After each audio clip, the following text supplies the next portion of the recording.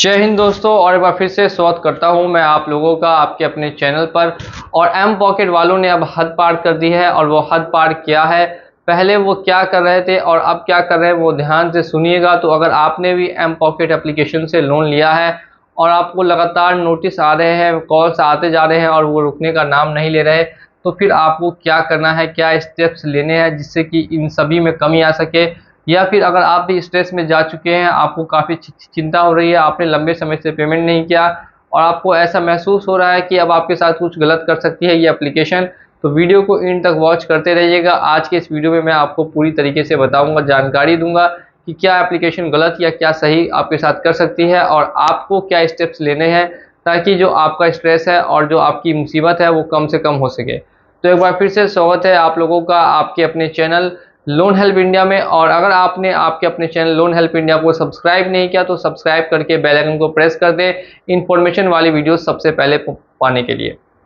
तो देखिए, M pocket application दोस्तों 2015 से प्ले स्टोर पर है और काफ़ी लोगों ने इसका 5 साल 6 साल 8 साल से रिपेमेंट नहीं किया है। उसके बाद उनके ऊपर क्या एक्शन हुआ वो भी मैं आपको बताऊंगा और आपके ऊपर जो हो रहा है उसको कैसे रोकेंगे वो भी बताऊंगा। सबसे पहले तो ये एक तरह की एनबीएफसी एप्लीकेशन है, आरबीआई से रजिस्टर्ड एप्लीकेशन है। अगर आप इससे लोन लेते हैं और लोन का टाइमली पेमेंट नहीं कर पाते किसी भी कारण से, तो सबसे फर्स्ट में आपको एम पॉकेट से सिर्फ और सिर्फ एक छोटी सी रिक्वेस्ट करनी है कि जो आपका टाइम है उसको एक्सटेंड किया जाए 3 मंथ्स टू 6 मंथ, जितना आपको टाइम चाहिए उतना टाइम आप उनसे ले सकते हैं। अगर लोन का अमाउंट आपका ज़्यादा है, 10,000 से ऊपर है, तभी आप ऐसा करें। अगर 10,000 से कम है तो ज़्यादा से ज़्यादा 2 महीने या 3 महीने का ही टाइम ले, 6 महीने तक का टाइम नहीं ले तो ज़्यादा बेहतर होगा। अब यहाँ पे अगर कंपनी आपको टाइम देती है या टाइम नहीं भी देती है, लेकिन कॉल्स आना बंद नहीं होते हैं, कॉल्स लगातार आते रहते हैं, कॉल्स से काफ़ी लोग परेशान होते हैं और इसी के चलते काफ़ी लोग स्ट्रेस में भी चले जाते हैं, क्योंकि कॉल्स पर उनको कुछ धमकियाँ दी जाती है, कुछ ऐसी बातें कही जाती है जिससे कि उनका जो मेंटल है, हेल्थ है, उसमें थोड़ी सी इशू आती है। तो आखिर वो क्या बातें हैं, तो इसके लिए मैं आपको एक ट्रिक बताऊंगा। सबसे पहले क्या करना है कि आपको डेली सिर्फ और सिर्फ एक ही कॉल को रिसीव करना है और उससे बात करके बता देना है कि किस वजह से आपने उनका पेमेंट नहीं किया। और साथ ही साथ में ये भी मेंशन कर दीजिए कि आपने उनकी कंपनी को ये मेल कर रखा है कि कब तक आप उनको पेमेंट करेंगे। और उसके बाद अगर कोई भी कॉल आती है एम पॉकेट एप्लीकेशन से तो आप उसको उठाएंगे, उठाने के बाद और फिर नीचे में फ़ोन रख के छोड़ देंगे। इससे ज़्यादा और कुछ भी आपको नहीं करना है। सेकेंड चीज़, आ जाते हैं हम लोग अब नोटिस की तरफ। क्या ये नोटिस जो बार बार आपको आ रहे हैं वो किस तरीके से आपको डैमेज करेंगे, किस तरीके से नुकसान पहुंचाएंगे, इससे क्या दुष्प्रभाव आपके ऊपर पड़ेगा, वो आप ध्यान से सुनने की कोशिश कीजिए। तो देखिए दोस्तों, ज़्यादातर जो भी लोग हैं जिन्होंने भी एम पॉकेट से लोन लिया वो 20 to 30 के बीच में है, 20 से 30 सालों के बीच में है और इसी का फ़ायदा उठाती है एम पॉकेट। अब देखिए, एक तो स्टूडेंट्स को इतना ज़्यादा हाई इंटरेस्ट रेट पर लोन देती है, वो भी 1 से 2 महीनों के लिए या 3 महीनों के लिए। ये बहुत ही गलत चीज़ है। सबसे पहले तो स्टूडेंट एक तरीके से कि मैं मानता हूँ कि अर्निंग ज़्यादा नहीं करता है, जो उसको पैसे मिलते हैं उसी में वो बचा के काम चलाता है। अब किसी वजह से अगर वो लोन वगैरह ले भी लेता है और उसमें फंस जाता है तो फिर उल्टा एम पॉकेट को उसकी हेल्प करनी चाहिए, लेकिन ये लोग हेल्प नहीं करके सिर्फ और सिर्फ बिजनेस करते हैं। आपके ऊपर बहुत ही हाई इंटरेस्ट चार्ज करेंगे। 2,000 के लोन को 50,000 का लोन भी बना देती है ये एप्लीकेशन, और मैंने ऐसा खुद देखा है, एक्सपीरियंस किया है, इसीलिए आपको बता रहा हूँ कि इसके जो इंटरेस्ट रेट है वो काफ़ी ज़्यादा हाई रहते हैं लोन ड्यू होने के बाद, और आपका अमाउंट लगातार बढ़ता जाएगा और बढ़ते बढ़ते एक टाइम पे इतना हो जाएगा कि आप चाह के भी इनका पेमेंट नहीं कर पाएंगे। तो ऐसी कंडीशन में फिर क्या किया जाए?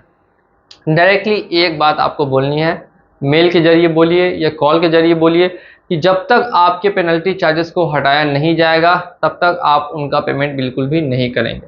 बात कर लेते हैं कानूनी कार्रवाई के ऊपर, क्योंकि अब एम पॉकेट वाले ये भी धमकियां लोगों को देते हैं कि उनके ऊपर कानूनी कार्रवाई की जाएगी, उनके ऊपर केस किया जाएगा, लीगल एक्शन लिया जाएगा, जिससे काफ़ी लोग डर जाते हैं। तो मैं दोस्तों आपको बता दूं कि कोई भी लीगल एक्शन या कोई भी कानूनी कार्रवाई फिलहाल आपके ऊपर होने वाली नहीं है।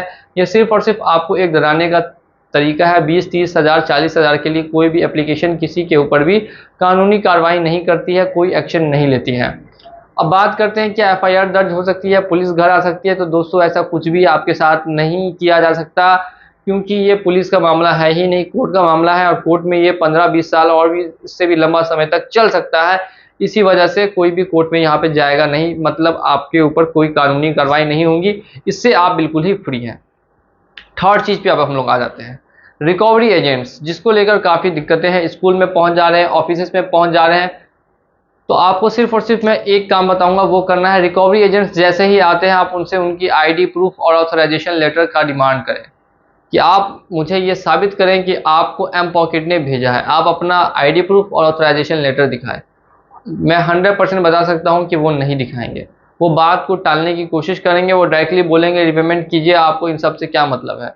तो आप भी बोल दीजिए कि जब आपको मुझसे फिर क्या मतलब है, जब मुझे आपसे मतलब होना क्यों नहीं चाहिए, जब आपको कंपनी ने भेजा है तो कंपनी ने आपको ऑथोराइज किया होगा कि ये जाना है उसके घर जाके रिकवरी करना है, तो आप मुझे लेटर दिखाइए। अगर नहीं है तो फिर मैं आपका जो भी आप आए हैं उनको आप डायरेक्टली बता दीजिएगा कि 6 महीने बाद या 1 साल बाद दोबारा आने के लिए, उससे पहले नहीं आने के लिए। और एक अपने फ़ोन में वीडियो रिकॉर्डिंग ऑन करते रहिएगा, ताकि कुछ भी अगर वो गलत बोलते हैं या आपके साथ मिसबिहेव करते हैं तो ऐसे केस में आप एम पॉकेट के खिलाफ भी कंप्लेन कर सकते हैं। और वो कंप्लेन कैसे दर्ज होगी इसके बारे में मैं वीडियो बनाऊंगा, लेकिन वो ज़्यादा आपको कुछ बोलेंगे नहीं।